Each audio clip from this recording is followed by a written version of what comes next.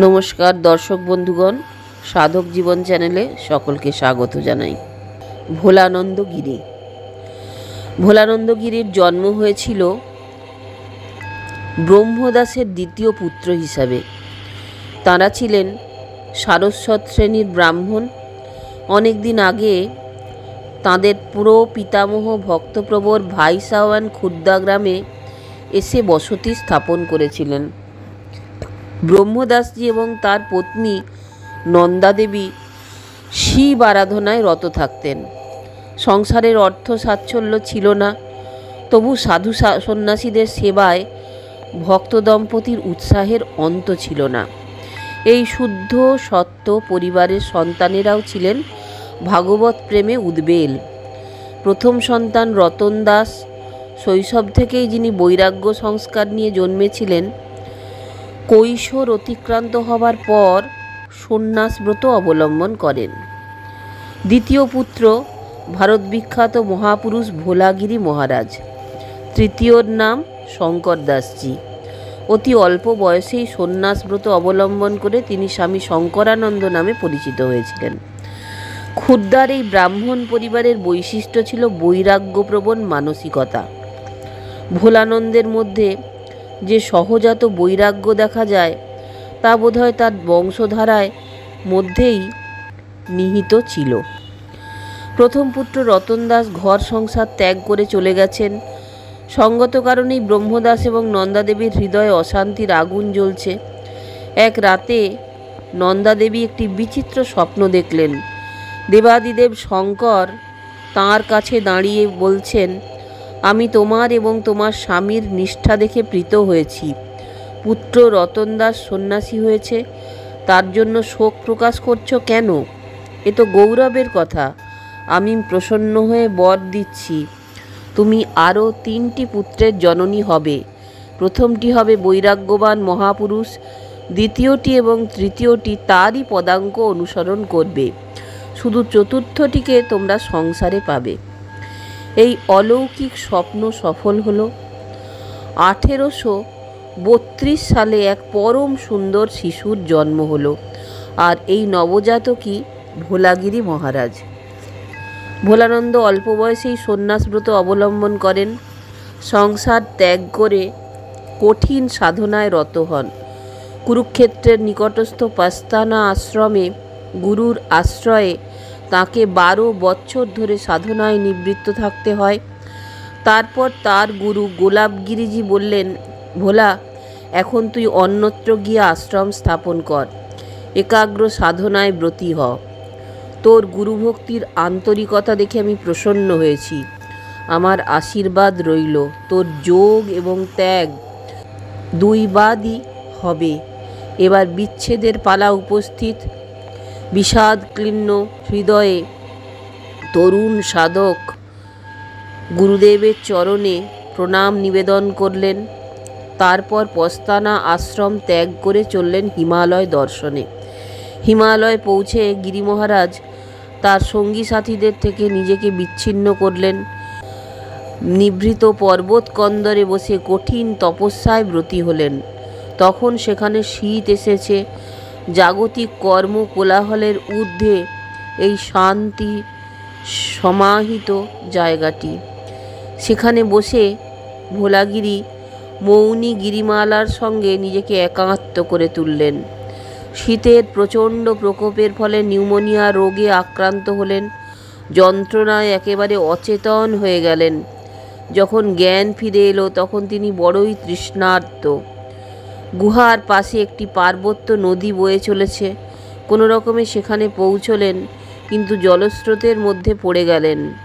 জ্ঞান ফিরে আসার পর ভোলাগিরি দেখলেন এক পাহাড়িয়া তার সেবা শুশ্রূষায় রত। তিনি পার্বত্য নদীর খরস্রোতে ভেসে অনেক দূর চলে এসেছেন। পাহাড়ি মানুষটি তার সঙ্গে অচ্ছেদ্য বন্ধনে বাধা পড়ে গেল। এই নবীন সন্ন্যাসীর কাছে সে দীক্ষা গ্রহণ করতে চায়। উনি হলেন ভোলানন্দ গিরির প্রথম শিষ্য।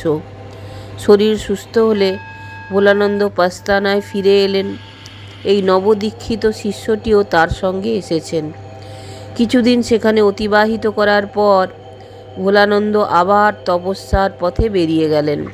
কখনো কঙ্খল, কখনো বিল্লকেশ্বর পর্বত, কখনো হিমালয়ের গুহা। অনাহারে অনিদ্রায় দিন কেটে যায়। যোগক্রিয়া এবং ধ্যান তন্ময়তার মধ্যে নিরন্তর ডুবে থাকেন। পরবর্তীকালে এই প্রসঙ্গে আলোচনা করতে গিয়ে ভোলাগিরি বলেছিলেন, শিষ্যের পুরুষত্ব বা তপস্যাই সর্বদা গুরুকৃপাকে আকর্ষণ করে। কঠোরভাবে তপস্যা না করলে তা কখনো লাভ হয় না। আমাকেও কত কঠোর তপস্যা করতে হয়েছে, তবেই তো গুরুজির কৃপা আমি পেয়েছি। এ নইলে পরম বস্তু কখনোই লাভ করা যায় না। সাধনা করার সময় তাঁর জীবনে অনেক অলৌকিক ঘটনা ঘটে যায়। একবার ভোলাগিরি মহারাজ তাঁর 3 জন গুরুভাইকে নিয়ে হিমালয়ে বসে যোগ সাধনা করছিলেন। বনের অদূরে একটা মস্ত বড় বাঘ দেখা গেল। ভোলানন্দগিরি তার সঙ্গীদের সাহস দিলেন, বললেন, আমরা এই হিংস্র বাঘকে উপেক্ষা করে বীজ মন্ত্র জপ করব।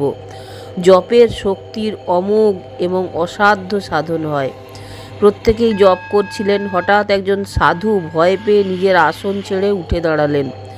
বাঘ তাকে জঙ্গলের মধ্যে টেনে নিয়ে চলে গেল। গুরু ভাইয়ের মৃত্যুতে সকলেই শোকার্ত হয়ে উঠলেন। বীর সাধক ভোলানন্দ বললেন, মন্ত্র জপের ওপর আমার এই বন্ধুর বিশ্বাস ছিল না, তাই আজ তার এই অবস্থা হয়েছে। আমরা সর্বত্যাগী সন্ন্যাসী, জীবিত অথবা মৃত, কারোর প্রতি কোনো মায়া থাকা উচিত নয়। সামাজিক জীবনে দাঁড়িয়েও স্বামীজিকে নানা ধরনের অভিজ্ঞতা সঞ্চয় করতে হয়েছিল। একবার ঘুরতে ঘুরতে বম্বে শহরে এসে হাজির হলেন। সেদিন স্বামীজি এক ধনীর প্রাসাদে ঢুকে পড়েছিলেন। ওই ধনী ব্যক্তি এবং তার স্ত্রী ভাবলেন এই তরুণ সন্ন্যাসীর সঙ্গে তাদের একমাত্র কন্যার বিয়ে দেবেন। তারা ভোলানন্দগিরির কাছে বিয়ের প্রস্তাব উত্থাপন করলেন। তারা আরও বললেন যে এই বিয়ের অনুষ্ঠান সুসম্পন্ন হলে তারা তীর্থবাসী হবেন। এই বিপুল সম্পদ গিরিজি পরমানন্দে ভোগ করবেন। ভোলাগিরির সমস্ত কথা শুনে বললেন, আপনাদের প্রস্তাবে আন্তরিকতা আছে, এ আমি অস্বীকার করতে পারছি না, কিন্তু আমাকে বলুন তো, এই বিপুল ঐশ্বর্য ত্যাগ করে আপনারা কেন তীর্থবাসী হতে চান? উত্তর এলো, বাবা, বিষয় সুখের মধ্যে আমরা প্রকৃত আনন্দ খুঁজে পাইনি, তাই শেষ বয়সে প্রকৃত আনন্দের সন্ধানে তীর্থভ্রমণ করতে চাই। তবেই দেখুন, এত পার্থিব সম্পদ আপনাদের সুখী করতে পারেনি, তাহলে এই সম্পত্তি আমাকে আনন্দ দেবে? তার নিশ্চয়তা কোথায়? আপনারা আমাকে ক্ষমা করুন, আমার জীবনের পথ চিরতরে চিহ্নিত হয়ে গেছে, তার থেকে আর আমার ফিরবার উপায় নেই। এইভাবে তাঁর জীবন অনেক অভিজ্ঞতায় সঞ্চিত হয়েছিল। তীর্থ পরিক্রমা শেষ করে ভোলানন্দগিরি পাস্তানা গ্রামে এলেন। গুরুদেবের সাথে আবার মিলিত হলেন। গোলাপগিরিজি তাকে প্রাণ ভরে আশীর্বাদ করলেন। তারা এলেন অমৃতসরের কাছে। সেখানে গহন অরণ্যে গুরু শিষ্য বাস করতে থাকলেন। 6 মাস সেখানে থাকার পর তারা পাস্তানা গ্রামে এলেন। শিষ্যমণ্ডলীকে শোক সাগরে ভাসিয়ে দিয়ে তার গুরু ইহজগতের সমস্ত বন্ধন ছিন্ন করলেন। এরপর পাস্তানার আশ্রম ত্যাগ করে ভোলানন্দ এলেন পুণ্যভূমি হরিদ্বারে। সেখানকার লাল তারাবাগে তার আসনখানি পেতে বসলেন। সেখানেই তিনি ভারত বিখ্যাত মহাত্মা হিসাবে পরিচিত হয়েছিলেন। 1893 সালে প্রয়াগে কুম্ভমেলা অনুষ্ঠিত হয়। ভারতের নানা প্রান্ত থেকে অসংখ্য সাধু সন্ন্যাসী এই উপলক্ষে প্রয়াগে এসেছিলেন। এই বিরাট ধর্মমেলার অন্যতম আকর্ষণ ছিলেন ভোলাগিরি মহারাজ। উত্তরাখণ্ডের সাধু, যোগী এবং বৈদান্তিক সমাজে তার শ্রদ্ধেয় আসন ছিল। তিনি প্রায়ই লালতারাবাগ আশ্রমে উত্তরাখণ্ডের সাধুদের নিমন্ত্রণ করে খাওয়াতেন। হরিদ্বার, কঙ্খল, জিমডোরা প্রভৃতি স্থানের সাধু সন্ন্যাসীরা তার সাথে যোগাযোগ করতেন, তার মুখ নিঃসৃত বাণী শ্রবণ করতেন। সহজ সরলভাবে ভোলানন্দগিরি আধ্যাত্ম সাধনার কথা বর্ণনা করতেন। ভোলানন্দের দৃষ্টিতে শোক, তাপ, জন্ম, মৃত্যু সমস্ত একাকার হয়ে গিয়েছিল। অথচ ব্যবহারিক জীবনে তিনি মানুষের দুঃখ দৈন্যকে করুণা ভরে গ্রহণ করতেন। পরম কারুণিক ব্রহ্মজ্ঞ পুরুষের প্রেম এবং সমবেদনার মধ্যে দিয়ে সংসার ক্লিষ্ট মানুষ প্রার্থিত শান্তি এবং আশ্রয় খুঁজে পেত। দীর্ঘ লীলাভিনয়ের পর গিরিজির দৈহিক জীবনের ওপর যবনিকাপাত হয়। 1928 সালের কৃষ্ণা চতুর্দশী তিথিতে তিনি শেষ নিঃশ্বাস ত্যাগ করেন। তাঁর মৃত্যুর খবর নানা প্রান্তে ছড়িয়ে পড়ে। বিশিষ্ট সাধু, মহন্ত এবং অগণিত ভক্ত হরিদ্বারের লালতারাবাগে সমবেত হন। পুষ্পমাল্য শোভিত দেহখানি গঙ্গায় ধীরে ধীরে নিমজ্জিত করা হয়। গঙ্গা মাই কি জয়, হর হর বম বম ধ্বনিত হয় চারিদিক মুখরিত হয়ে ওঠে। দর্শক বন্ধুগণ, যদি ভালো লাগে তাহলে অবশ্যই চ্যানেলটা একটা লাইক, শেয়ার, সাবস্ক্রাইব করে আমার চলার পথে সঙ্গী হবেন। সকলকে অজস্র ধন্যবাদ চ্যানেলটা দেখবার জন্য। নমস্কার।